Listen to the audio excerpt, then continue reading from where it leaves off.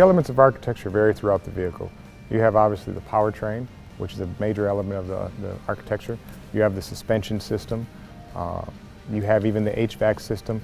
One of the more intricate elements that we have right now is the electrical architecture. And so as we look to take on some of these new advanced systems like night vision, the large displays, the cluster, the heads-up display, some of the autonomy features, the advanced safety and technology, the old system wouldn't be able to do that.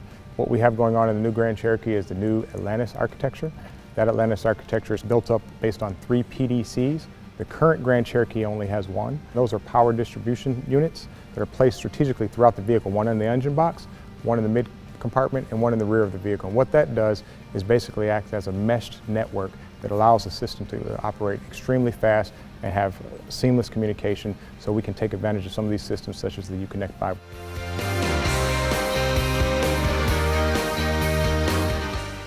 Our drowsy driver alert system basically spends the first period of time when the operator is driving the vehicle learning what you're doing. It's basically learning what your driving patterns are. If it sees gross deviations from those patterns, it basically then goes to an alert mode. And that alert mode then displays a coffee cup and says, hey, you have the potential of being distracted, and then it assists you in correcting. Night vision, of another very interesting system. That system really consists of an ECU, an electronic control unit, and a camera placed at the front of the vehicle. And that camera basically goes out and takes imagery and basically translates it into heat signatures. If the vehicle senses that obstacle or person or animal is in front of the car, it will identify them as red and put a red box around them. If that person is in proximity to become a potential threat to your path, it will basically put a yellow box around you.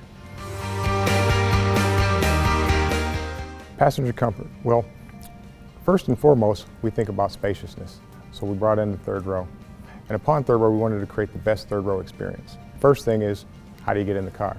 Ingress and egress. The tip and slide seat affords us the opportunity to leave the child seat in. In addition, we allow the second row seat to be slidable, so it can move forward and aft and provide maximum space so a person can get into the car.